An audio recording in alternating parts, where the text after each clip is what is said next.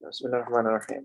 الحمد لله والصلاة والسلام على رسول الله وعلى آله وصحبه أجمعين. أما بعد فأعوذ بالله من الشيطان الرجيم. بسم الله الرحمن الرحيم. هل أتاك حديث ضيف إبراهيم المكرمين إذ دخلوا عليه فقالوا سلاما قال سلام قوم منكرون فراغ إلى أهله فجاء بعجل سمين فقربه إليهم قال ألا تأكلون فأوجس منهم خيفة قالوا لا تخف وبشروه بغلام عليم فأقبلت امرأته في سرة فصكت وجهها وقالت عجوز عقيم قالوا كذلك قال ربك إنه هو الحكيم العليم قال فما خطبكم أيها المرسلون قالوا إنا أرسلنا إلى قوم مجرمين لنرسل عليهم حجارة من طين مسومة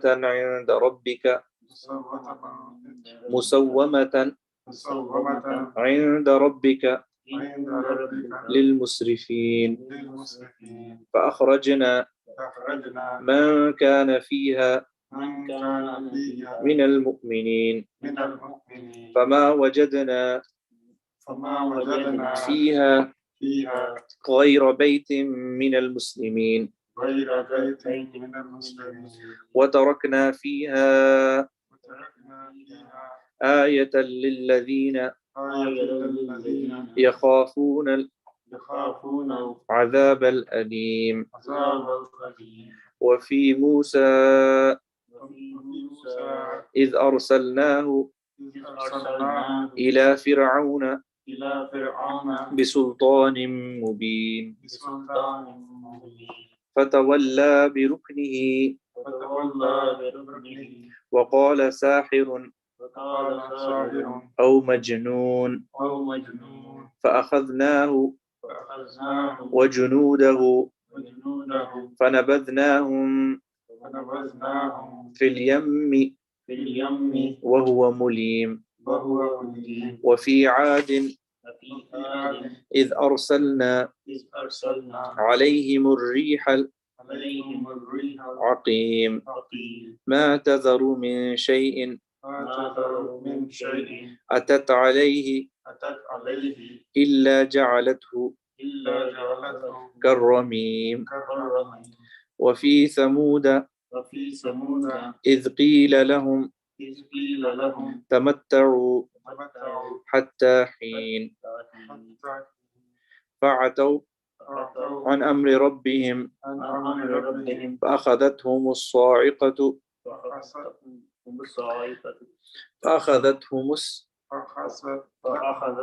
الصاعقة وهم ينظرون فما استطاعوا من قيام وما كانوا منتصرين وقوم نوح من قبل إنهم كانوا قوما فاسقين صدق الله العظيم.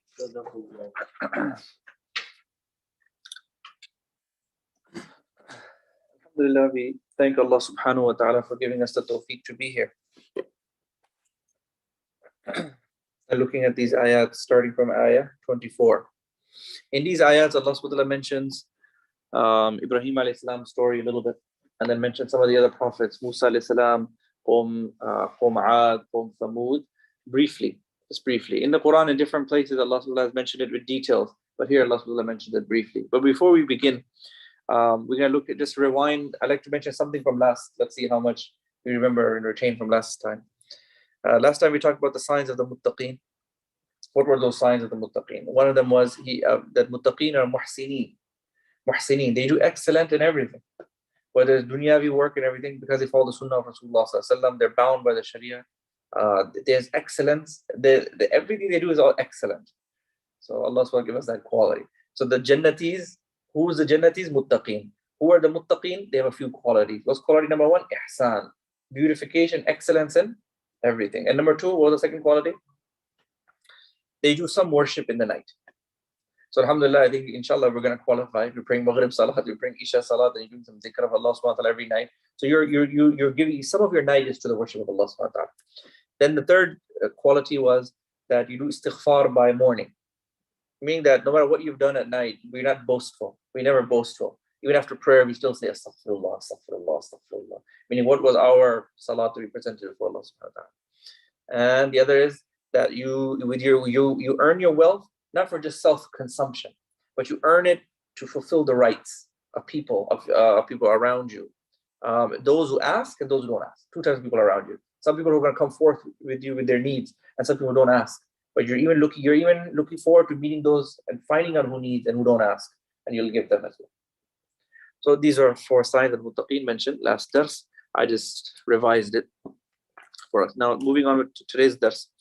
Hal ataka, has there come to you hadith, the news of the guests of Ibrahim alayhi salam, his noble guests? Meaning, did someone tell you about the story of Ibrahim alayhi salam when he had noble guests come to his house? This is a famous story mentioned many places in the Quran. How many angels were there? Some say there were 3 angels. It was Jibreel alayhi salam, Mikail alayhi salam, and one other special angel. And some say it was 10. So regardless, numbers are not important. Whether it was 3 guests, whether it was 10 guests. But they were in human form. And they also were very looking like spiritual people who were very close to Allah subhanahu wa ta'ala. So he was very happy, and he knew that they're not from this town. We haven't seen these people. And Ibrahim alayhi salam was hosting guests. He's a Nabi who's known for hosting. And hosting is a big part of our deen. Prophet sallallahu alaihi wasallam said, the one who doesn't honor his guest is not from us. I mean, it's a hallmark of Muslim that a guest comes, he honors a guest. So then, this hal here, this part in Arabic, hal could mean what? It could also mean definite. Sometime in the Quran, when you say hal, it means definitely. It also means what. And here you could do reading of it both ways. Then he said, قَوْمٌ مُنْكَرُونَ. Next ayah is دَخَلُوا عَلَيْهِ. So when these angels entered upon Ibrahim alayhi salam, فَقَالُوا سَلَامًا, they said, Salamu alaykum. قَالَ, he said, Salamun, he said, salam back, قَوْمٌ مُنْكَرُونَ, an unknown people, قَوْمٌ مُنْكَرُونَ. He said, you're an unknown, meaning I don't know you, like strange people. These types of faces I have not seen. So did he say this out? So some Mufassirin say it was either a thought in his head, it is like strange, like I haven't seen these people, or it could be a comment, he said it with his words. Either a comment, either just a thought, or he literally made this comment. Then the next verse, فَرَاغَ إِلَىٰ أَهْلِهِ. Here it mentions the way Ibrahim alayhi salam goes to serve the guest. We learn some etiquettes of how do you serve the guest. فَرَاغَ إِلَىٰ أَهْلِهِ. He slipped to his family.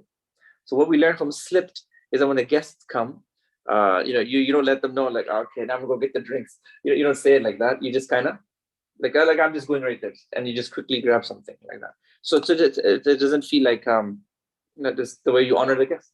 He doesn't feel that he's burdening you. So he slipped away. Then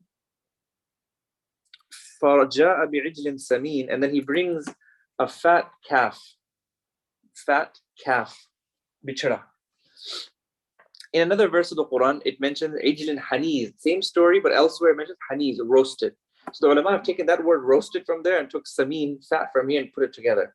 Some mufassirin, or even some recent scholars have even translated this. They go buna wa bichara, and then ghee wa buna. They've actually even added the word ghee. The reason they added the word ghee because Allah said the word samin, which means fat. And some have said, no, let's take ghee, we'll also take fat, we'll also take bunawa, let's put all the three words together. That he brought in such a calf which was roasted, it was in oil, and it was a very big fat, well taken care of calf. So what was the second etiquette? I said first is that you slip away to get the food. Don't let the guest have the opportunity to be able to say no, don't get it or something. The second is that you bring the best of what you have. When the 3 days somebody has a haq to your home, the first time you give them the best of what you have. That's the sunnah, if you can. The second 2 days, whatever you're eating at home, they can all share. He has a haq to your home 3 days like that. So here, the second, so he brought the best. Then the third lesson,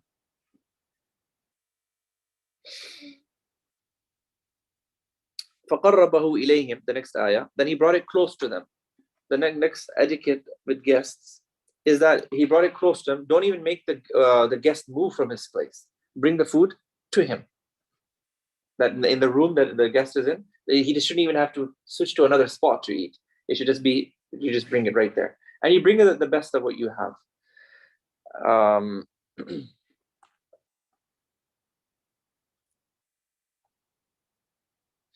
Okay, so same room. Then he said, قَالَ, he said, أَلَا تَأْكُلُونَ. Then he noticed that the angels are not taking the food. Remember, the angels, they don't eat food. They only eat, they only have spiritual food. They don't have physical food. So he said, why aren't you eating? And the reason he asked, why aren't you eating? Is because the Quran is talking about, the standards are very high of ghairat, of honor.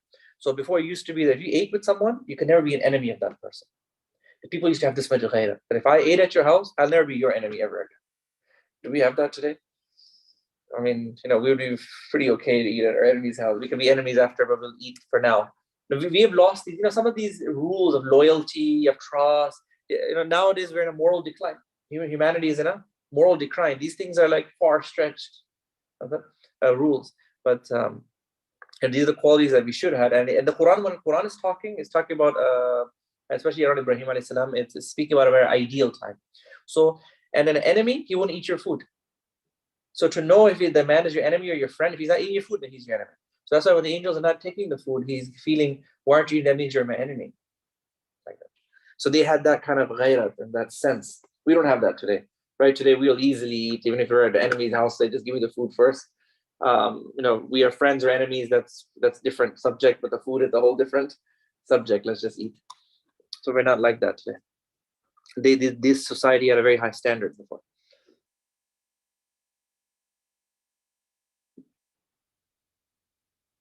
Then فَأَوْجَسَ مِنْهُمْ خِيفَةً, then he sensed some fear because now they're not taking the food. So he sensed أَوْجَسَ مِنْهُمْ خِيفَةً, he sensed fear. The angel said, لَا تَخَفْ, don't fear. So we learn here, and also when we read the story of Musa alayhi salam, that he also feared. Also Sahaba Ikram, they felt. So natural fear is not a sign of weakness, or you're not a man of God. How are you feeling? Fitri. When Musa alayhi salam, when he first saw the snake, fear, that's okay. It doesn't mean anything. Humans are human beings, and we're going to have a natural sense of fear.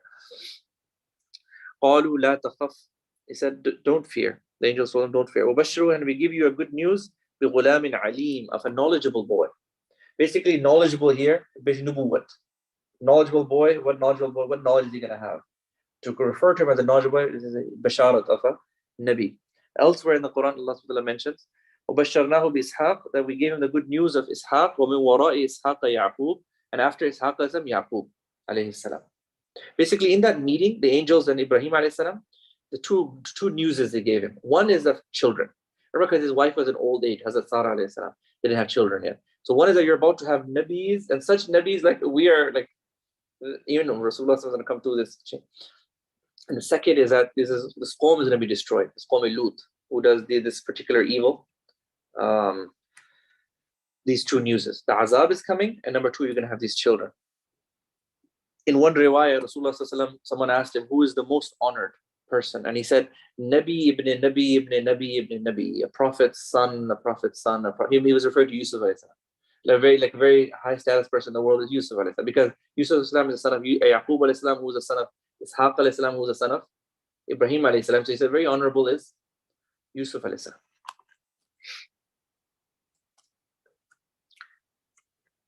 Then فَأَقْبَلَتْ امْرَأَتُهُ, then his wife came forward, when she heard this news, فِي صَرَّةٍ, with a clamor, and slapped her own face and said, فَسَكَّتْ وَجْهَهَا, like in shock. Like, what did you just say? That we're going to have a child at old age?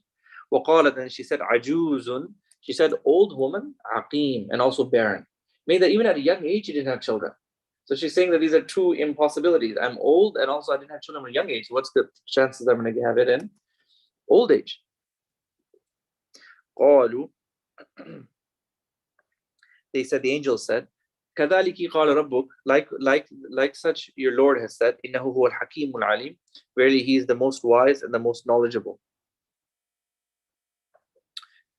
Then Ibrahim alayhi salam said, قال فما خطبكم أيها المرسلون, what is your mission, O messengers, O angels, what is your mission?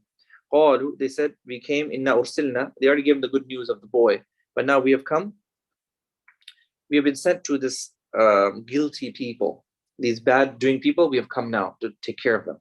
لنرسل عليهم, so that we send upon them rocks from clay, stones of clay. Allah subhanahu wa ta'ala here just mentioned stones of clay. Basically the azab al Qawm Lut, and we know the sin of Qawm Lut.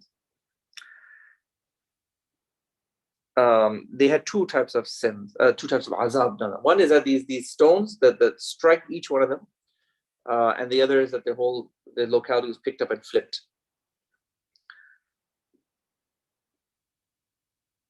And the description of this teen, and then he mentioned after that, musawwamatan 'inda rabbik, that it had the names marked of each person with your Lord, lil musrifin, for the transgressor.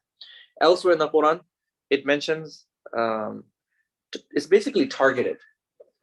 Basically, the stones is going to that particular person. And I was thinking of this, that nowadays the armies, they have these missiles that are targeted. Right, the different armies of the world are boasting over how nice their missile is. It's going to hit the opponent. It won't miss its target. What's that? Like that. That's just like those missiles don't miss the target. Remember, these types of references sometimes is even of future technologies. Is if these types of references are references to future human ingenuity. So targeted, it also flipped. The whole nation was flipped.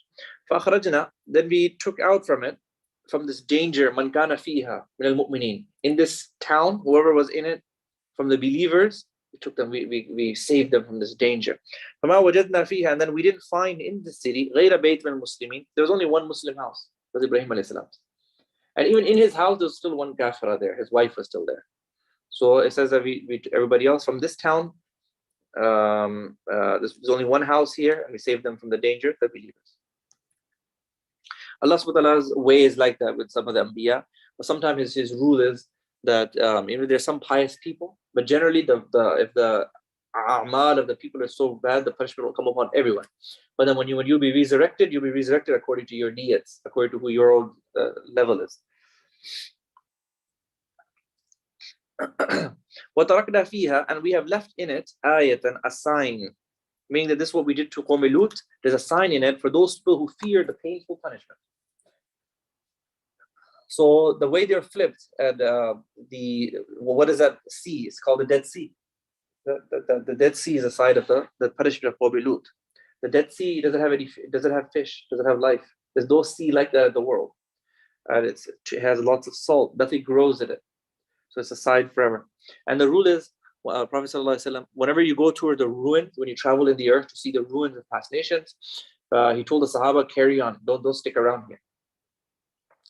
It's because it's a place of azab of Allah subhanahu wa ta'ala. So either you can look at it with the eye of ibrat, that take a lesson from it, but if you can't do that, then there's no point. If you're sticking around just to have fun in a place where somebody's azab, that means you are belittling the punishments of Allah subhanahu wa ta'ala. So this is the rule when we come to places in the world that are there that show the azab of people. Just like when you go to Hajj, in which ground is it? In Mina and some other ground, there's actually some territory that you don't stand. Arafat. Arafat is a plain. In that plain is actually some area that's blocked off. You're not supposed to stand there. And the reason is that's where Abraha, when his army came, they stood there, and it's in Arafat. You can stand all around, but this place is blocked off. Don't go here. Why not go here? It's middle of Arafah. It's because that's the place where the azab happened. You just look at it from a distance and move on. Like that. So okay. So Allah SWT says that in their azab, there's a sign for those people who fear the painful punishment. Then this was all the mention of Lut's azab. Next is a brief mention of Musa alayhi salam. وَفِي Musa, in Musa alayhi salam, when we sent him to Fir'aun بِسُلْطَانٍ مُبِينٍ, with clear signs, there's also sign. فَتَوَلَّى, then he turned away, Fir'aun, بِرُكْنِهِ. Rukni has two meanings. You guys say with his chiefs, like him and his chiefs turned away from whatever the message of Musa alayhi salam. Or Rukni means due to his power. The reason he didn't accept it is too powerful. Politically, he's too militarily too powerful to accept this humble message coming from Musa alayhi salam. And then he said, Sahirun, that is magic. Or he said, oh Majnoon, the Nabi must be, na'udhu billah, insane. فَأَخَذْنَاهُ, then we took him, وَجُنُودَهُ, and his army, فَنَبَذْنَاهُمْ فِي الْيَمِّ, then we cast them into the sea. وَهُوَ مُلِيمٌ, as he was, and he's someone blameworthy. Meaning that even the people, not only that in the sight of Allah, he was a bad man. He was a bad man even in society. Even any guy in society would tell you that he was a bad man. So he was bad with the sight of Allah, but he's also bad with the people. وَهُوَ مُلِيمٌ. He was somebody who was completely in the wrong. This is a brief mention of Musa alayhi salam. Then Allah SWT mentions briefly the next nation. وَفِي عَادٍ,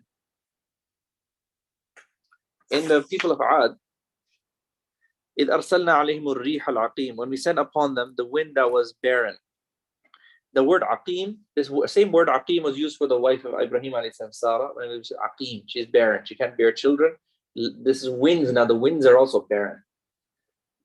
So the winds that are barren, it has no benefit. No benefit comes up. No benefit. Allah SWT mentions about Ad and elsewhere in the Quran. They were punished 7 nights. 7 nights the azab continuously came upon them. We know about the people of Ad, right? They were very strong, big people. They would carve their homes out of stone and big boulders. They were very tall people. There's this wind, this terrifying winds, and so that had no rahmat. One thing we learn here, when they had the winds without rahmat, that means every time we're getting winds, it has rahmat. It's always benefiting us. People, they study wind. There's actually a science of winds. And they study the different benefits that we're getting. This type of wind, that type of wind. But Allah SWT said upon them a wind without any benefit.